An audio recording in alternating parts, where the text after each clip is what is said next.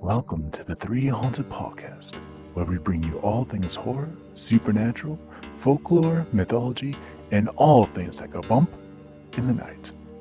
What's up, everybody? This is your co-host, Ashley Lunar Goddess, Gorilla Girl filmmaker and horror-loving cinephile. I'm just your average podcast-producing badass. And I'm John Thomas. If it's haunted, cursed, or just plain weird, I'm into it. From paranormal encounters to horror movie deep dives, urban legends, cryptids, count me in. I'm BJ Sewura, an aspiring paranormal musician who plays live for the dead because the living just doesn't want to hear me. What's up, ghouls, gals, and all of our metaphysical pals out there? In today's episode, we have special guest author Ness Bosch here to discuss her book Sacred Bones, Magic Bone Stories from the Path of the Bones, as well as Divine Wounds, Finding Healing by Working with Goddesses and Archetypes. Welcome to the show, Ness. Thank you. Thank you for having me. Yes, so excited to have you on. And you are coming to us at the wonderful, glorious hour of 2 a.m. So we appreciate, and I want to vocalize that on the episode because I want people to know. I know they hear, the different guests that we have on, but they don't always realize what our guests are willing to go through to be able to be on this podcast. And the fact that you're joining us and it's 2 a.m. where you're at, we're truly appreciative. Thank you. I literally just went to bed with my wee boy and woke up like half an hour ago. Well, thank you for that. Because I'll be honest, once I go to bed, I'm in bed. There won't be pulling me out. Like, oh, I have a podcast to get to. So thank you for that. It's my honor and my pleasure to be here. Thank you. Yes, thank you. So, Ness, you are a shamaness and a priestess, correct? Mm-hmm. Yeah. And when did you first get into the world of shamanic practice and teachings? Well, I was brought up in a kind of very animistic way. So we call them shamanic practices because it's the umbrella term, right? But I suppose I kind of grew up in a very animistic surrounding, having a very animistic relationship with my landscape and the spirits of my landscape, and it was no escape to this path, to be honest. So, but yeah, during my 20s, my 20s and my early 30s, I was a very active seeker, I must say, and I train and I work with different medicine people from different traditions, and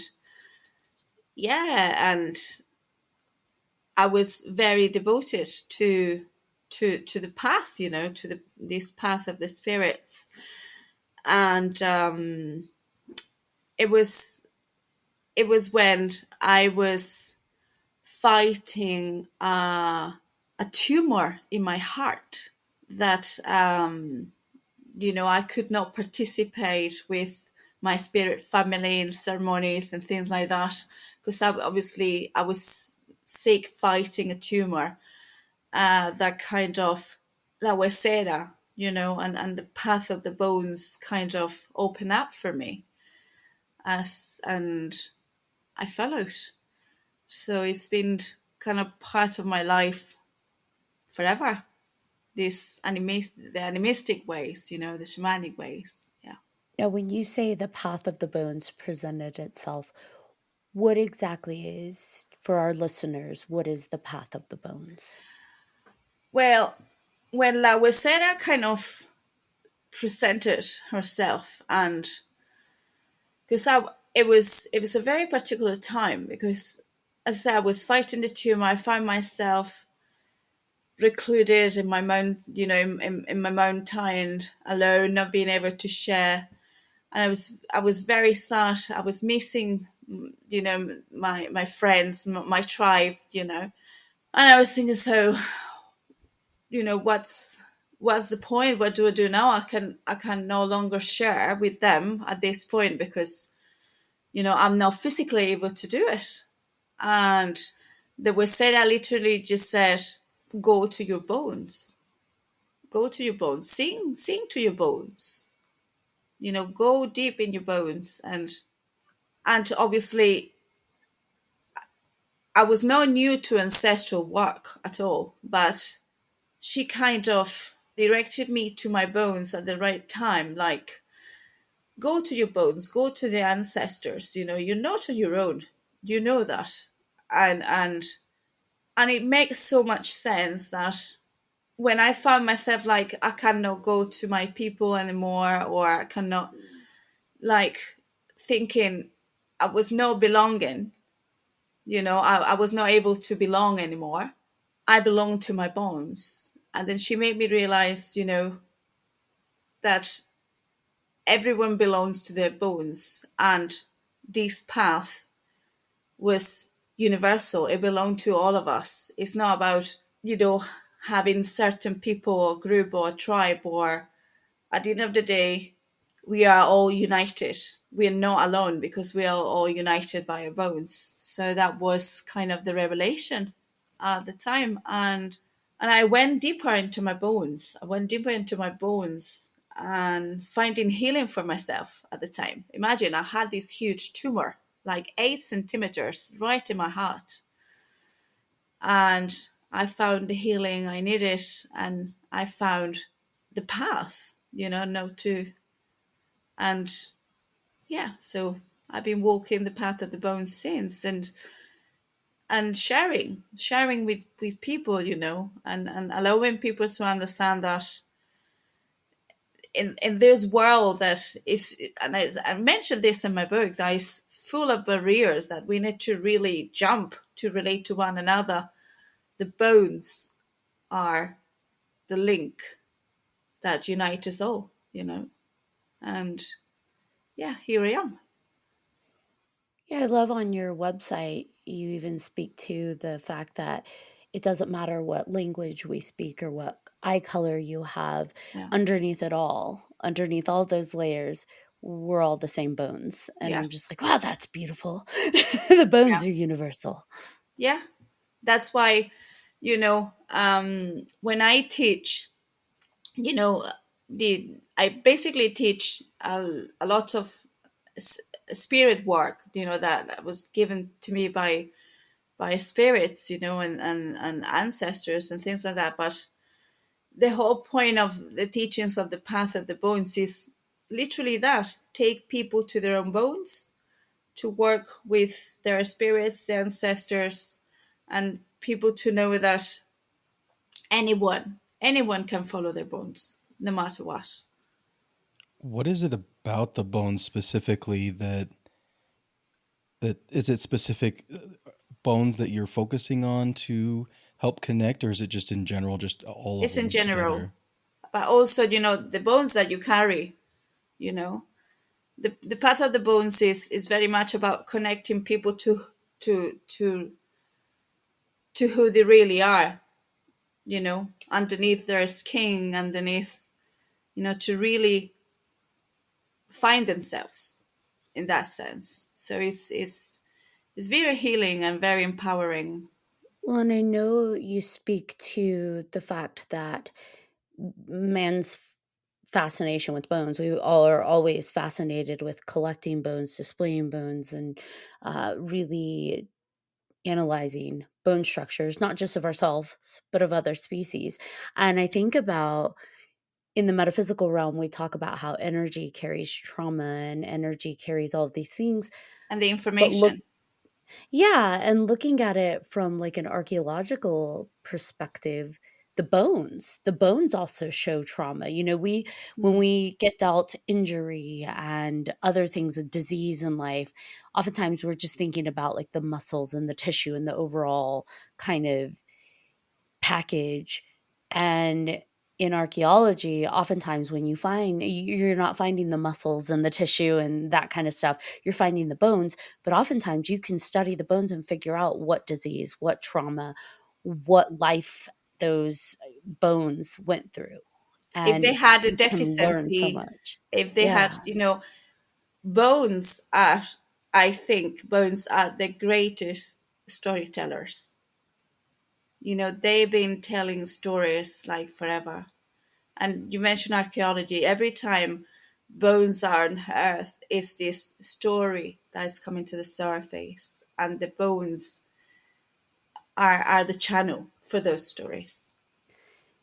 absolutely. Now, from the ancestral perspective, how does the ancestral piece carry through the bones? Is it just because the bones are evolving over time throughout that lineage, or how does that relate through like the ancestral connection? Well, that's the bones are your connector to your Hmm. to every single cell. The ancestors. Every single ancestor is encapsulated in your bones, in your blood and bones. You know, and through the work, you can actually get in touch with the ancestors and unveil the stories that you carry in your bones. And those stories, may carry trauma or may carry secrets or wherever. The whole point is to really get to know who you are from gathering the stories, learning about the blocks that you carry, learning. I mean, we go beyond that, but obviously, ancestral work is the main is one of the main points of the work. Let's say You mentioned La Huesera. Is it Huesera? la huesera. Sí, La Huesera. So you mentioned La Huesera, had come to you and encouraged you to, inspired you to sing to your bones yeah. and to work with your bones. Now, when you're working with the bones and the sacred bones of that, how are you healing? Like How how does do the you healing incorporate the happens? bones? Yeah, how does that happen? Thank you. Yeah. Okay. So, okay, we cannot change the past. Okay, that's something. We cannot change the past, but by knowing, by bringing to the conscious the stories of the trauma and things like that, we bring understanding, we bring light and consciousness. Hence, we can bring peace. We can make peace with the stories. We can bring balance by knowing, because when you don't know, you don't know. And it's this deep hole, black hole of the unknowing. But it's the same thing, when there is a family secret that is a trigger in the family, and you have no idea, but there's something that triggers you. You carry that trigger. You carry the vibration of the bloke and that secret. When that secret is unveiled within the family, within your own family, it brings clarity, first of all, and you got the chance to bring peace and bring healing to that situation. So imagine that it's not your mother telling you that secret, but maybe your great, great, great, great grandmother telling you about a secret. And that's what, literally you can sit on a table with a great, great, great grandmother and listen to a secret. That, we carry the vibration of the secrets of the blocks created generations ago. We carry them. We carry them also in the physical, you know for example, I'm going to give you a very specific example here. So as a woman, for example, I have, when I'm pregnant, every time I've been pregnant, I develop preeclampsia, and I have diabetes, gestational diabetes, and I have this and I have that. And all that relates to my great grandma, because she had the same illness. She died during childbirth, and this is something that it shows in the physical through the generations, you know, because it was this issue, this problem, is this trauma related to pregnancy and childbirth. We, as the granddaughters, me and my cousins, we still carry this scar, you know, and and that's how powerful these traumas can be, we see them in illness that are carried through the families, and things like that. So if you can go and understand where the block started, I'm not telling you you're gonna be able to clear your illness in the physical, because that trauma is so strong that it's already kind of there imprinted in the physical for the family. But you can understand what created it, you know so it's very, it can be very intense. Not everybody is ready for the path of the bones. Do you think by understanding it and coming to that healing space, that even though it's present and kind of already at play within you, that by you starting to change that within your bones and healing it, it might help for the future line generation? Yeah, exactly, because that's the way ancestral healing works. you know uh you bring peace, you bring knowledge, you bring light to it, so future generation might be able to clear that. One thing about the bones I've just been thinking about is because we've had some guests talk about whether um, whenever you have like reincarnation, right? Reincarnation, is that part of it as well? Does like because you can have scars from like wounds from the past, right? Does that show up in the bones? And is that even part of this? Not in the bones as such, but it's part, the path of the bones, it is the path of the bones, right? It's about the self, isn't it? That's the bones. The bones is about the self. And within that self is also who are you, as a whole, right? That it also includes past lives. So I use shamanic records. I use my own ways in the shamanic realms to actually help people to access their past lives. And it's not like an Akashic records where someone is telling you or channeling for you. You can actually see directly yourself, that past life on different levels. The Guardian opened the records and you can literally see. No one is telling you, you see. So the whole point about doing all this work, the past life works, the ancestral work, the work with yourself, the physical part of the work, really really deep extractions and things like that, is to work on the self at every possible level that there is, because the whole point is finding as much as healing as you can for the self. How does shamanic tattoo then come into play in the healing process? The ritual tattoo, oh, that's a good question. So ritual tattoo is something ancestral. We see it in these ancient mummies. They carry these tattoos. Not only the if we go to prehistoric times, if we go to Otzi, we see that Otzi was actually carrying tattoos in places in his body where he also had injuries. Here is a connection with tattoo and healing in like prehistoric times, right? And then we go forward in time and we go to, for example, to Egypt, where priestesses will carry tattoos, but they found tattoos and also dolls made of fians with marks in their wombs, and that's kind of telling us a story that tattoo was used also for healing, for healing the womb. So there is this ritual use of tattoo, that is being used for healing as well. I mean, even when you use a tattoo within a rite of passage, that's healing. You are empowering. You are bringing into the physical a symbol or something that is empowering and healing for the person going through the rite of passage, you know. So yeah, you know, being that fantastic and ancestral tool, you know, using tattoos for healing and empowerment and all that.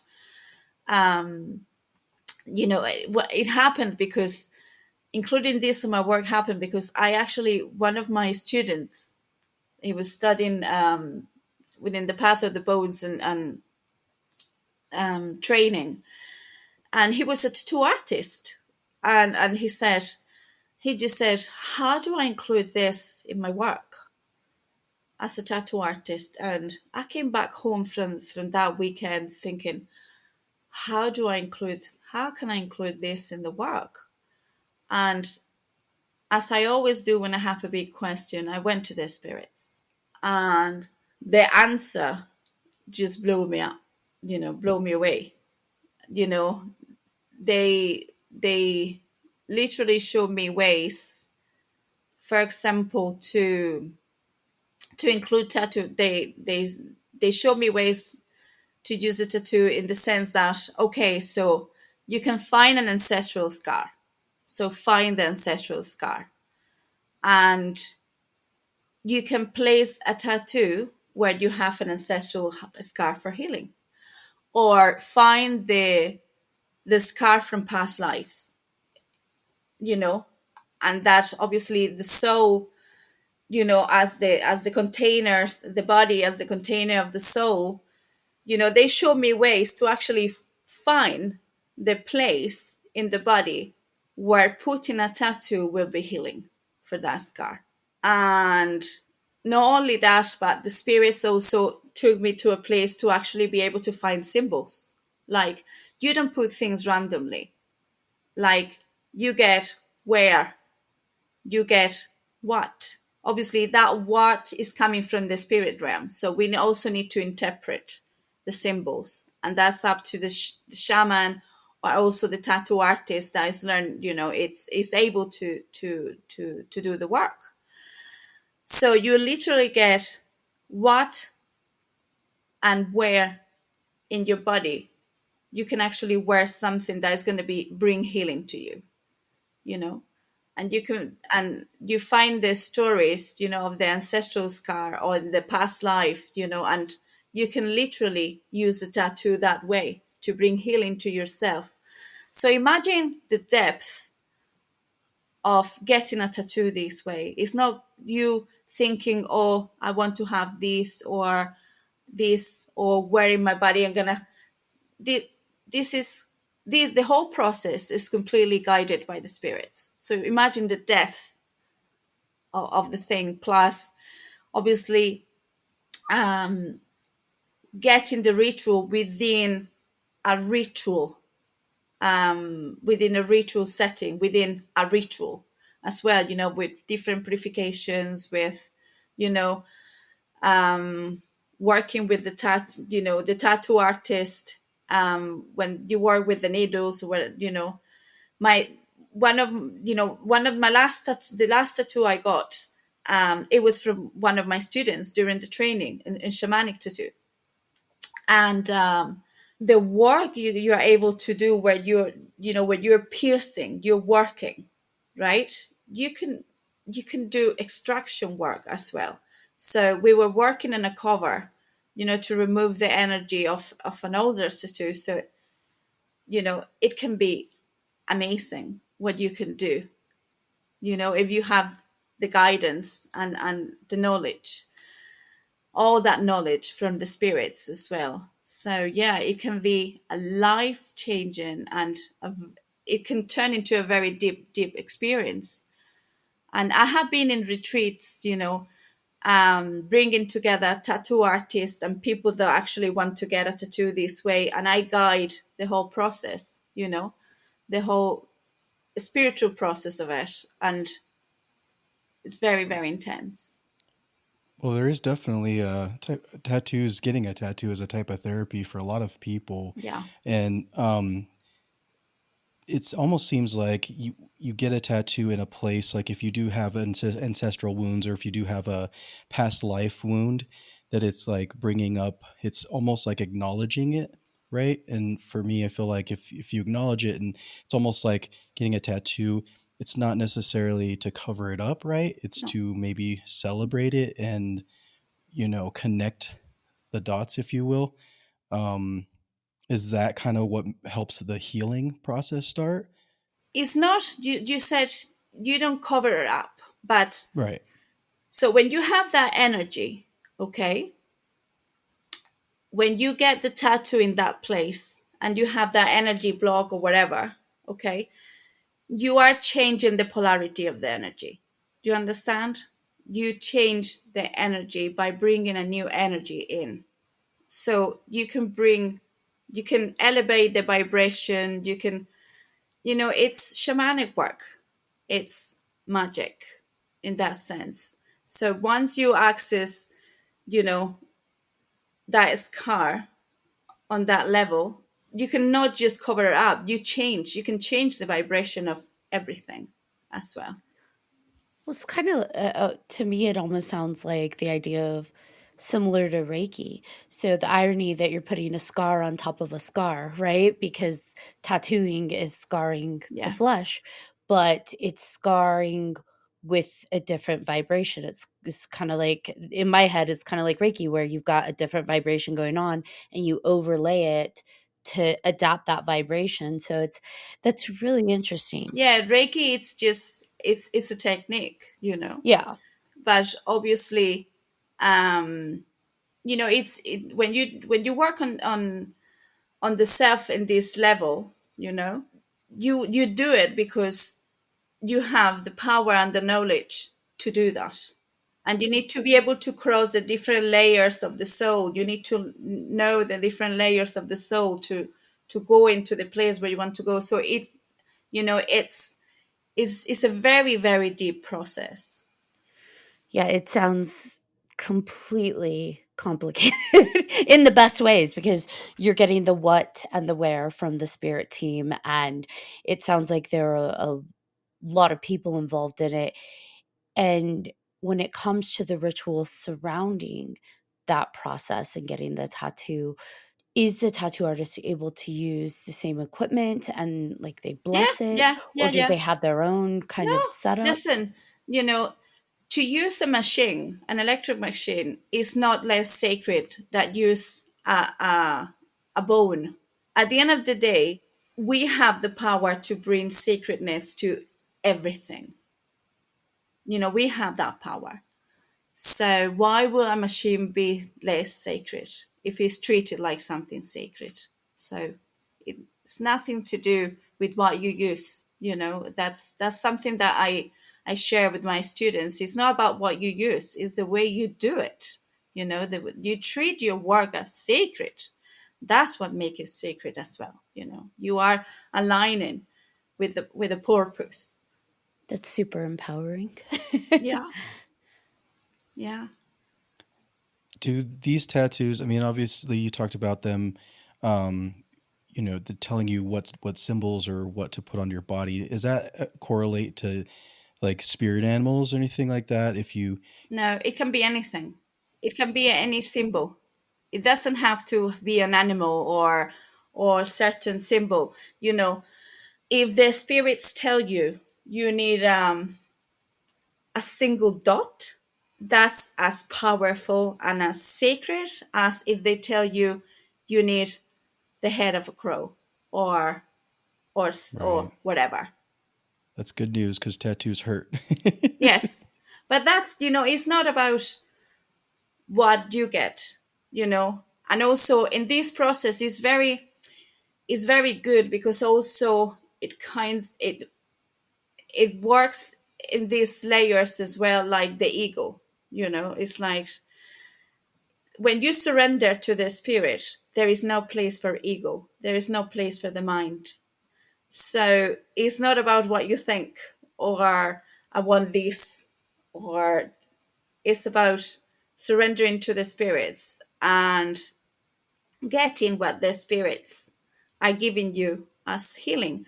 And that healing can be a single dot or a very small star or whatever. It's up to them. So, what are divine wounds considered?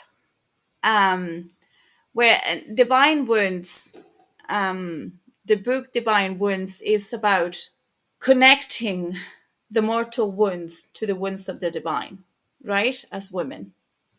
And through in the different myths and stories, that we find, and we find these wounds very present in very, very ancient stories. Okay.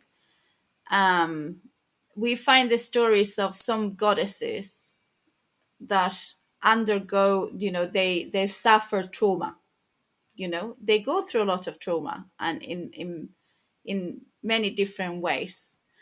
And some of us women, we actually carry the same scars.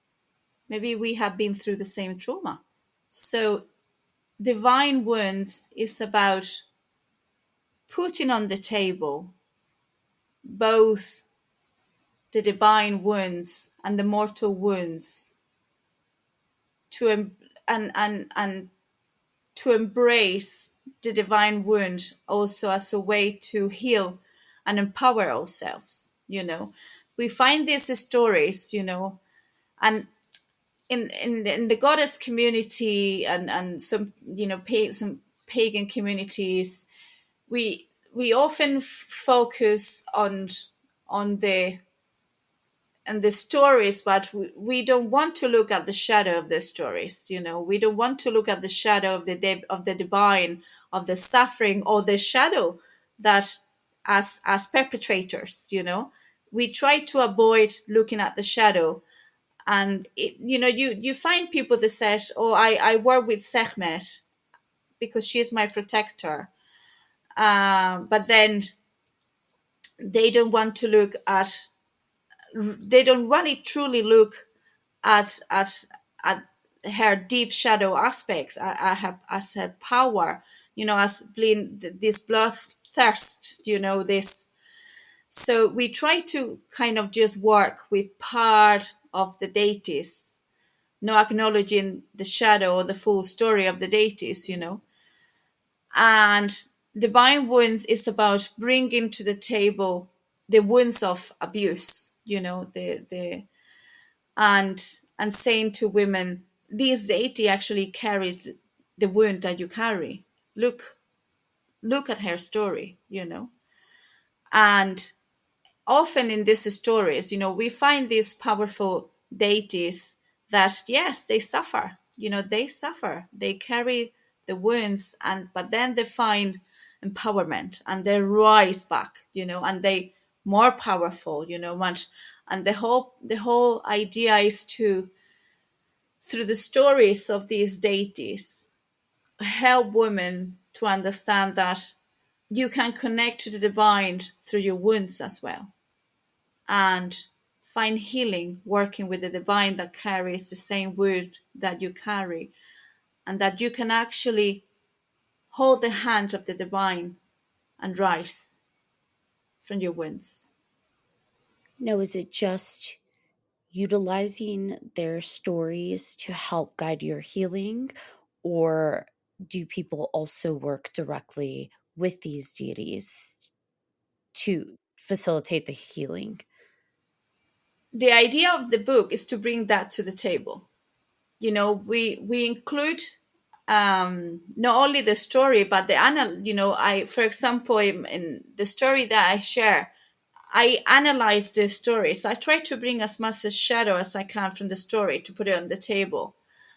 And then we also introduce guidance, like how to build an altar to that deity, so you can actually, with this knowledge, this guidance, build a bridge yourself to work with the deity, and establish a relationship with the deity. And through the works of theurgy, your own work, with the deity, access more, the stories and the tools that we provide in the stories, and it's just like that. These stories are just like keys for anyone to take that key and go, okay, let's go, let's do this, and you can always do more. You also mentioned that you do this with a community, right? How is the community out where you are? Are a lot of people doing similar work with you in the UK? That's where you're at, right? Yeah, I'm in Scotland. Okay.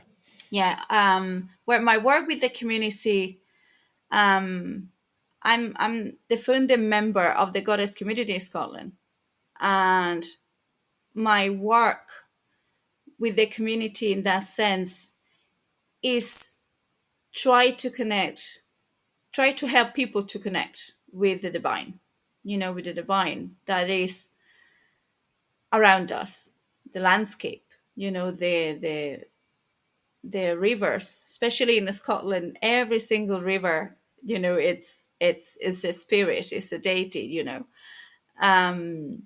So the work I do, it's provide sacred space. I provide sacred space. I gather with other members of the community, and you know, as a priestess, I provide sacred space. I try to help people to connect. This is how you make an offering to the spirits. These are the offerings that are appropriate. To you can use these offerings. You can. So that's basically the work I do with the community. Everyone.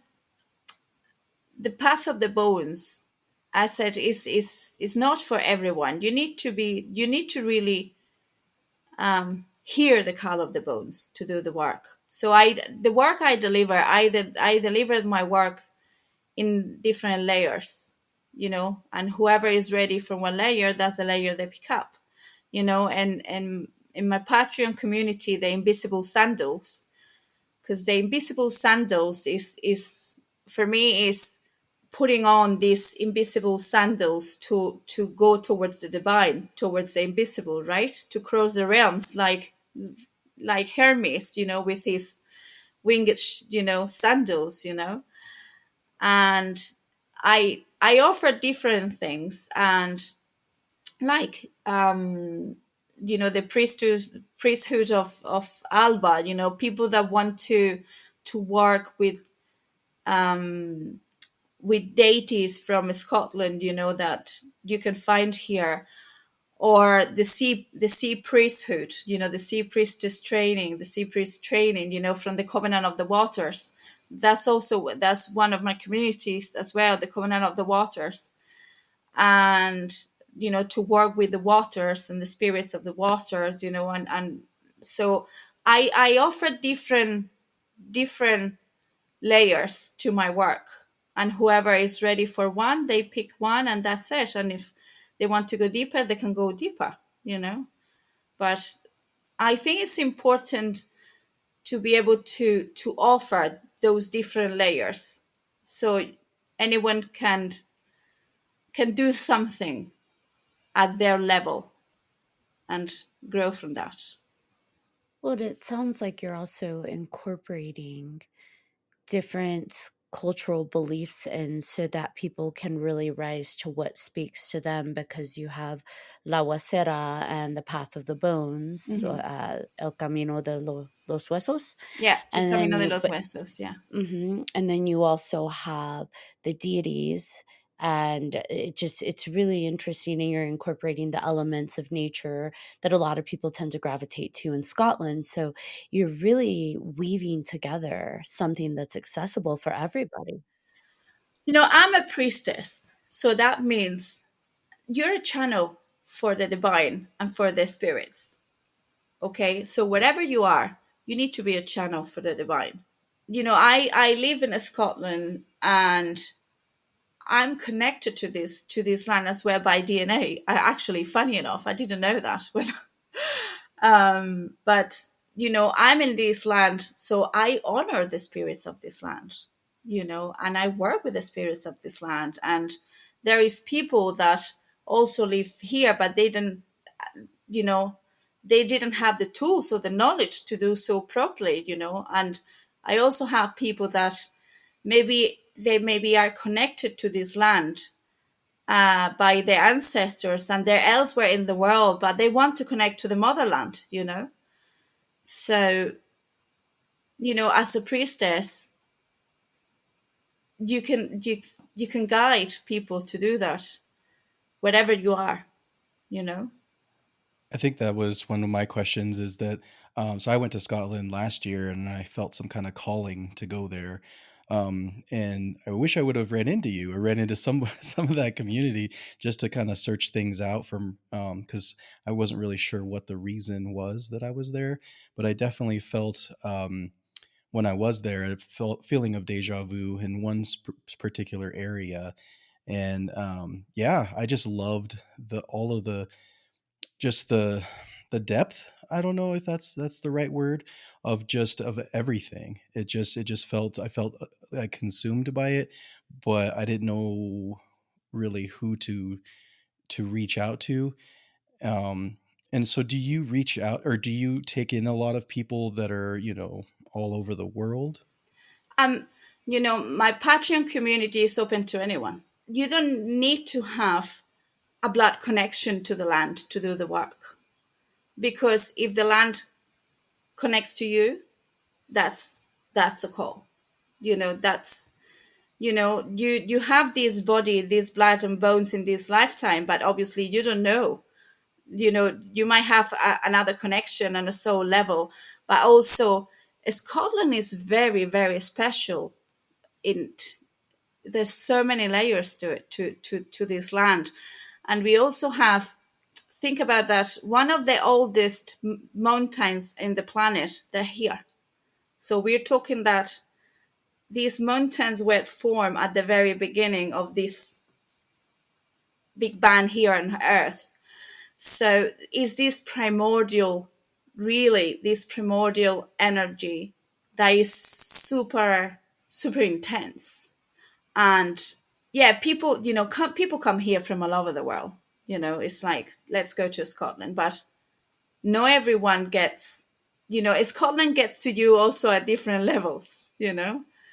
Some people get struck by the beauty, and the rawness of the land.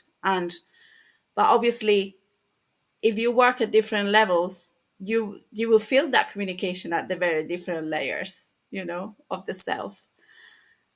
And yeah, it's magical. And I remember when the gods brought me here, because I literally came here just following the gods. I surrender, and I just went, okay, so take me wherever you want to take me. And I followed.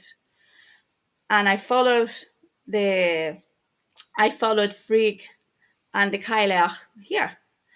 And when I arrived here, they said to me, you're going to see Scotland is a bit like a very big Olympus. And I went like, okay. And then when I start connecting to the land and the deities and doing more research, it truly is like this big Olympus. Like, it's the amount of deities that we find.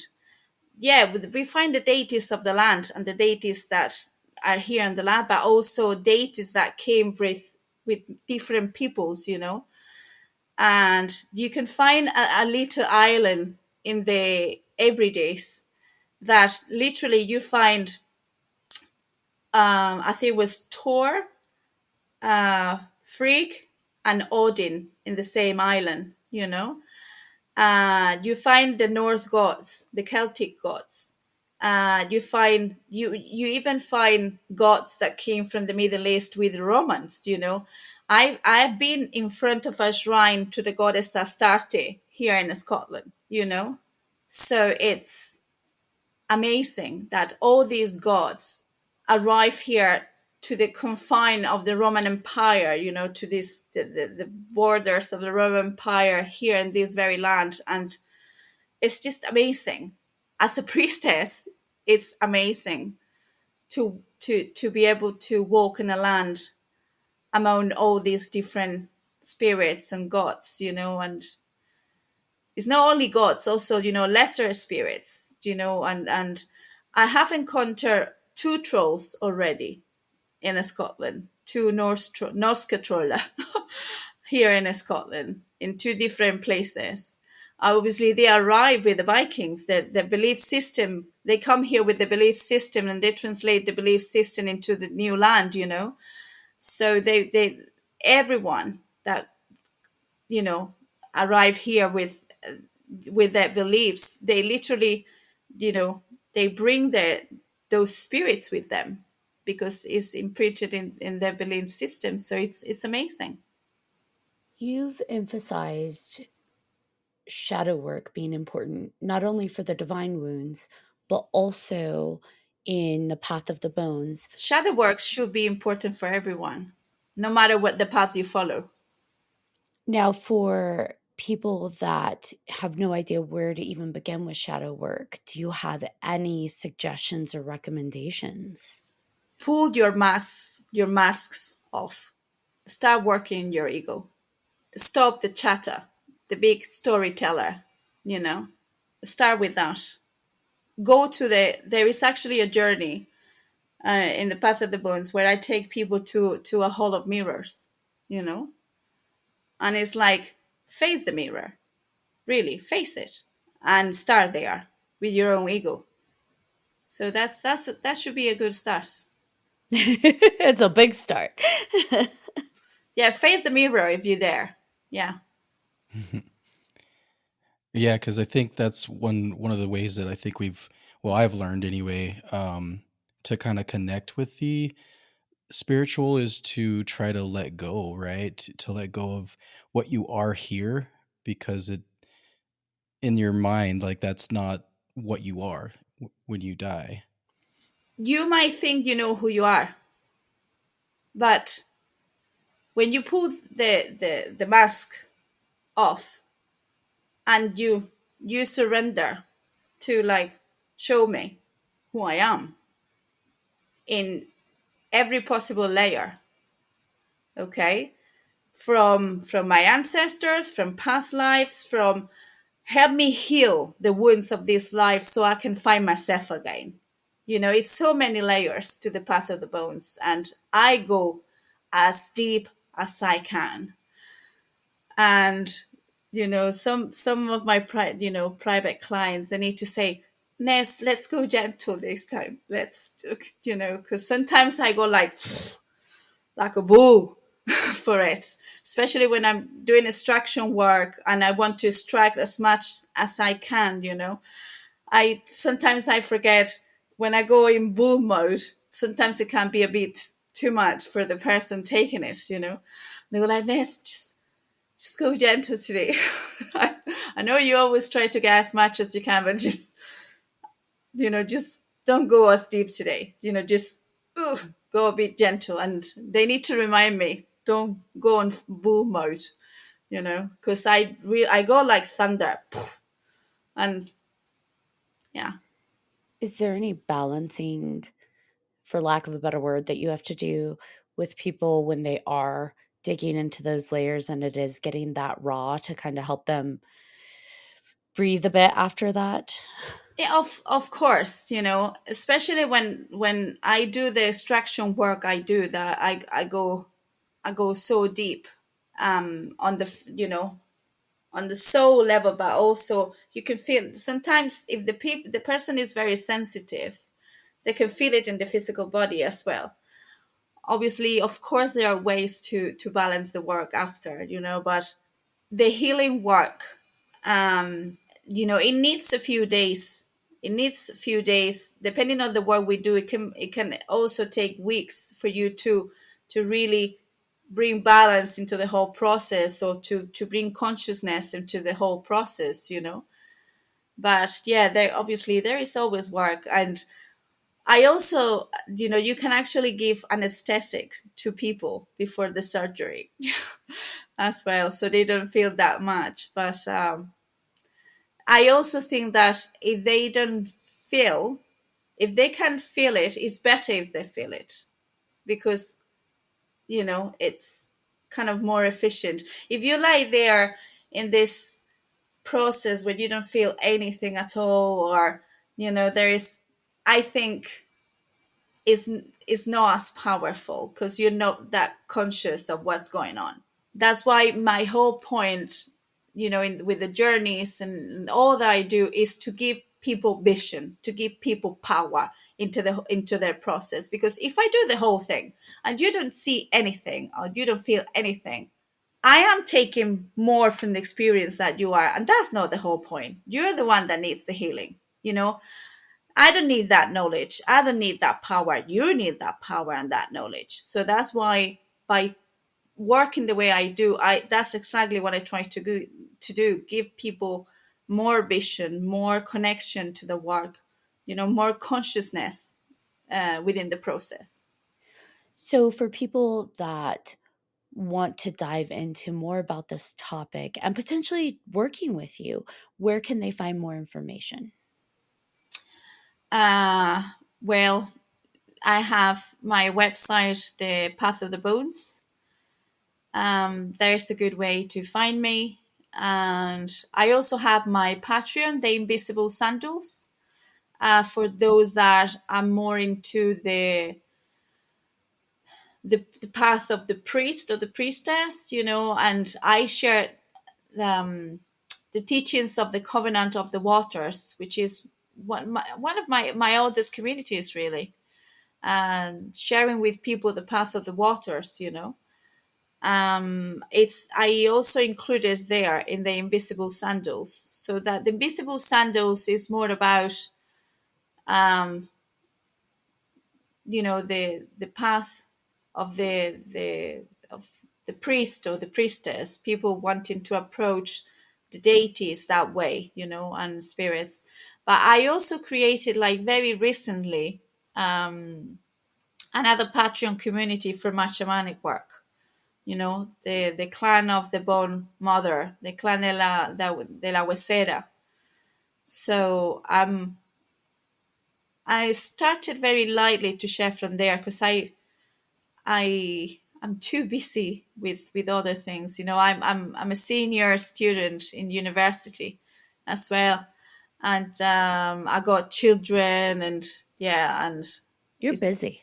yeah, I'm a very, very busy mom as well. So, I literally opened the community not that long ago, and I have just a few students. They're doing some work with cacao with me, but I before I opened that community, I just used to share with people. That I have a training that is healing in between the worlds, for those that only want to learn the ways in the spirit realms, that they don't want to learn the work in the physical realm. Or so I have different trainings, and as I said, there's different layers of the work for a reason. Yeah.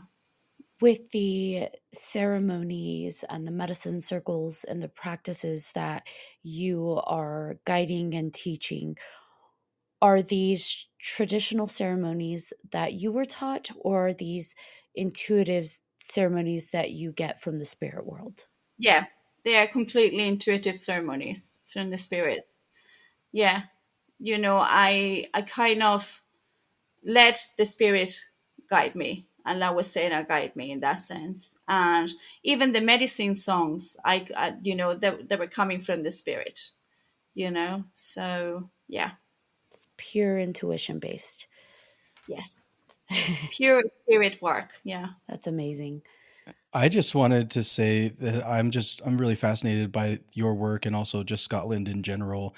I just love that place. And which part of Scotland are you in? I'm in Ayrshire. I'm in very magical Ayrshire. Like the west of Scotland. Everyone that comes to Scotland, they just want to go to Skye, or they want to go to the Highlands, or they want to go to Orkney or Inverness, and everyone wants to head north. And so when the Cailleach came from Ireland to Scotland, and she traveled from Iberia, from Iberia to Ireland, and then from Ireland she came to Scotland. The first place she touched, she stepped on, was Ayrshire, the island of Arran, you know. And Ayrshire is absolutely magical and beautiful. Oh my gosh. The spirit, the invisible realm here is so amazing. So, it's so beautiful, so powerful, this land. And then I'm in Ayrshire, and then not far is Dumfries and Galloway, and that's like also like beautiful and raw, and yeah, it's just, yeah. I've been through to many places in Scotland, like up the north and the Highlands, Glencoe, but I I love where I am. I have a really true connection to the land where I am. And I'm very lucky because the island of Arran is literally just, I can just go for the day because it's just here. And the stone circles in the island of Arran, Machri Moor, is absolutely magical. And yeah, what can I say? I'm just in awe because I'm so fortunate to live in such a place. You were guided exactly where you needed to be. Yes, yes, yes, yeah, yeah. And when I moved away from here, the local goddess, Agrona, she brought me back.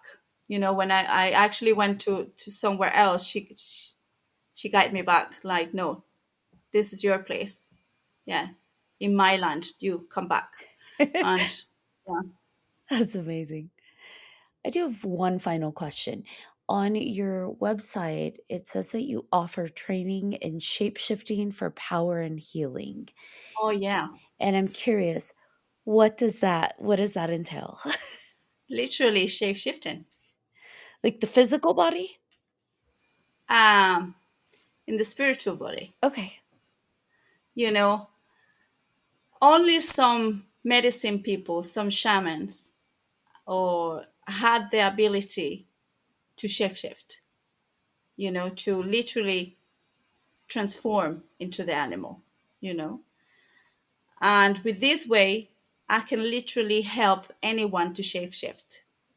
And maybe and from the outside, I'm going to tell you what I see from the outside when people is shape shifting. Okay, so when people is shape shifting, I might have this big, this room full of people, and then you see people like they're in their physical body, but they're flying. You see people like literally they're flying. They're just flying, or you see people, you know, they act animal within their space, and you see them flying, or you see them moving or making noises, and so even if they are in their physical body, they shift. And for the time that I take them to this space, they are the animal. So it's very powerful. How does that help in terms of healing? Okay, the funny thing is that I use this technique as part of my rites, of the rites of La Huesera. I created these rites of passage for women, to go through different stages, right? And this shape shifting is actually part of a large rite where I'm preparing a woman to give birth, to bring to bring life. And for me, where it was more the spirits, it was important to take the woman back to this primer, to this, and going back wild in that sense. So this shape shifting technique came actually to prepare the woman to give birth and connect with the animal part of giving birth, and then I think it was when I was teaching in Poland, some years ago. I met this woman, and this she was lacking energy, she was lacking strength, she was lacking, she was like so consumed. And I this conversation with the spirits, and they said she might do with some shape shifting, just to uplift her, from where she is. And I went, oh, of course, yeah, why not? And I took her to shape shift, and the change was like amazing. Like, just weeks later, she was telling me how she was able to face her boss, with that new energy. And so, yeah, it was empowering very much. And since that moment, years ago, where the spirits told me, use this as you like, it's helpful. Like when you get a power animal, okay, it should be the animal choosing you. It's not about choosing what you like or what you think is cool or whatever. It's not about your ego. It's about really surrendering to whatever animal wants to come and work with you, right? But this is another level, because it's not a power animal what you find. It's not power animal. Literally, you find your alter ego on the animal realm. So it's another level. And obviously you cannot choose. You get what you get. Maybe it's a little turtle, maybe it's a frog, whatever, right? Whatever. I always say this also to the people that is looking to find the power animal. It's not about the size of the animal, or the fame of the animal. It's about what you really need. Yeah. It's about the energy you need, or about the lessons of the animal. And especially when you are shifting into the animal, it is another level. You embody the animal. You merge into the animal. So the energetic contact, it's not having an animal spirit guided you. No, it's like you becoming the animal. So it's very powerful. It's like your Patronus, but better. Yeah, exactly. Yeah. I used to, as a shaman, for years, when you're doing work on especially when you're doing work with private clients, and you're doing an instruction or you're doing something naturally, if I will embody sometimes an animal to do my work, you know and so it's many applications to shape shifting when you're doing shamanic work. And if I'm doing an extraction work and I turn into an animal somehow, imagine how deep I can go when I'm in that vibration. I can literally go and eat your heart out. And that's the shadow self. Yeah, no, literally, if you have blocks and you have shadows, and but that's why some of my clients said go tender. It's like, Be gentle. It's a very so primal, gentle. spiritual work. Yeah. All right, John, you have anything to add? I know I didn't really talk or ask much, anything actually, but I just taking it all in and my mind is blown, and I'm sure I'll have plenty of questions afterwards. But I just want to thank you for taking the time to come and talk with us tonight, this morning for you.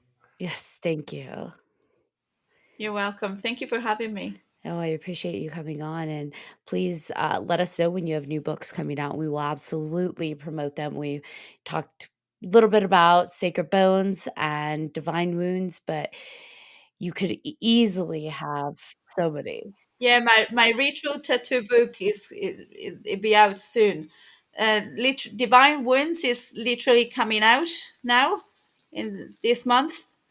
Sacred Bones, Magic Bones is out there already, and that's a good way to maybe to introduce yourself to the path of the bones a little bit. And yeah, my ritual tattoo book it's coming very soon.